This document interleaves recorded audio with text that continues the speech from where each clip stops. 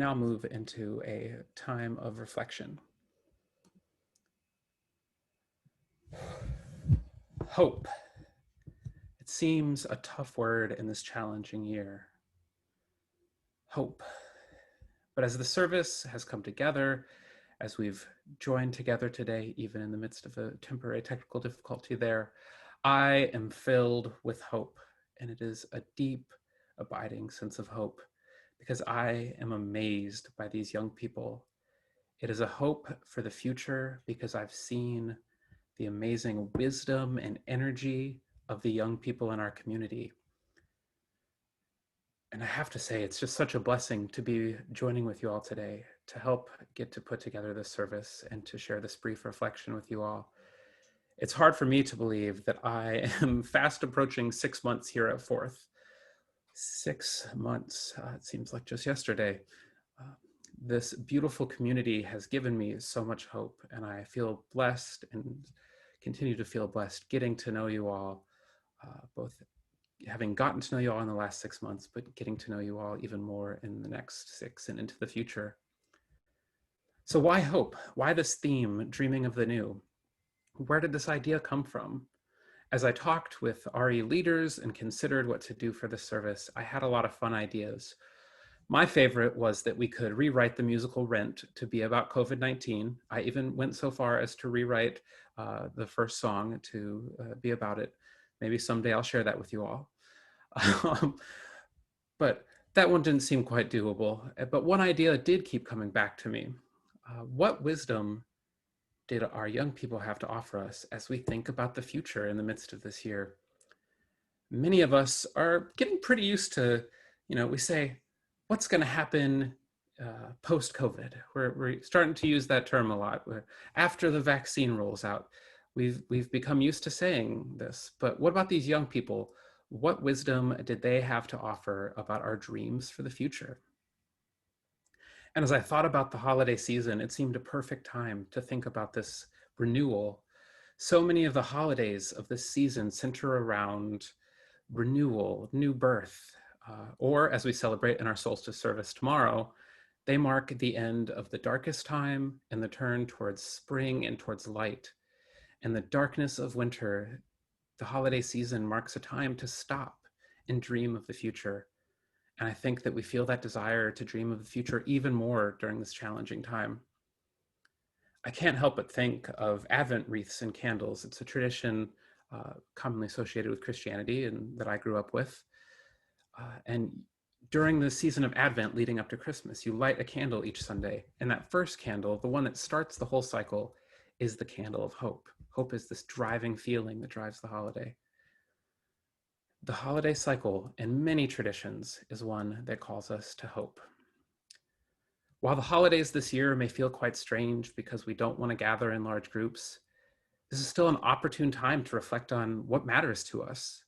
In this global pandemic, we do this social distancing because of hope, because we dream of a new world where we hope that all of our friends and family make it to the other side. We make these sacrifices because we believe that caring for one another is a building block for a better future, a step in building a society that is better focused on everyone's well-being.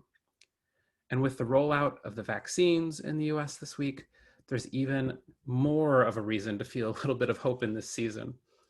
In the midst of even this darkness of this year, there is this hope. In the midst of this winter COVID surge, we still have this hope, and even more so as we have the rollout of the vaccine. And as I pondered the meaning of hope in these challenging times, it seemed to coincide with my life actually in an interesting way. There was one thing that I didn't take into account when Reverend Schuyler and I were talking about the dates for this service, and it was something that I was reminded of this week in my Facebook memories. And that was that this weekend also marks 2 years since we were on a flight back being deported from China. While many of you know that we spent time living in Vietnam, before that, we had one of our biggest failures, one of perhaps the hardest times in my life. Following my graduation from seminary, we had made the decision to travel abroad and find teaching opportunities and get to expose the boys to new cultures and let them travel.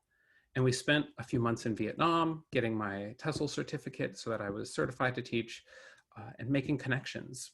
And while we were there, we got an offer to go teach in China. It seemed like a phenomenal offer, and all seemed in order. However, on Thanksgiving 2018, the school was raided by police, and we discovered, whoops, they hadn't quite done everything legally. It turned out our visas were illegal, and a month later, we were kicked out of the country. It felt like the lowest of the low. I had no clue how it would even be possible to bounce back from that. But in that darkness, I held on to a shred of hope. Even as I had to walk 2 miles in an ice storm in Michigan to get to an interview, even as I had to work in a dish room at a hospital to make ends meet, I held on to a little hope that something better had to be out there. And within the next few months, we had found an opportunity to get us back in teaching in Vietnam. We held on to that hope even when it seemed like there was no reason to. And I think back to this last January, I started the process of looking for a church-related job, only to have a global pandemic hit. That seemed like a bit of a challenge for a job search process. And it felt hard to hold that hope that I could find something. But I watched Vietnam expertly handle the pandemic, which brought a lot of hope. And then I just had the ultimate in hope as I went through the interview process with Fourth and found this wonderful community and was invited to join you all here. And that hope has been well placed, despite the challenges of coming back to the US in this very strange time. I have, in 6 months, seen the beauty of this community. Even as I've only gotten to know you all digitally, my hope has come to fruition in finding such a beautiful place to work and such meaningful work, especially getting to work with these young people. And finding that hope in the middle of one of the most challenging years that the world has seen in our lifetime, there are still places to find hope. In hope, we dream of the new. As our poem says, hope never stops at all. Hope, you see, it's an action as much of a feeling. It is an active longing towards a better future. One of the activities that I engage in most days is journaling. In the last few weeks, I've been reflecting on 2020 and envisioning my hopes for 2021. One of the journal prompts was to think about how you had been pushed out of your comfort zone in the last year. And that's quite the challenging prompt, because it turned out that nearly everything I did this year pushed me out of my comfort zone. But that gave me motivation to have hope and to be spurred to action in 2021. This active hope calls us to dream of this better world, but also to work towards a better world. We can envision this world that we want to see. In the holiday spirit, perhaps we envision one guided by principles of love and care for each other. But we must be willing to do the work to get there.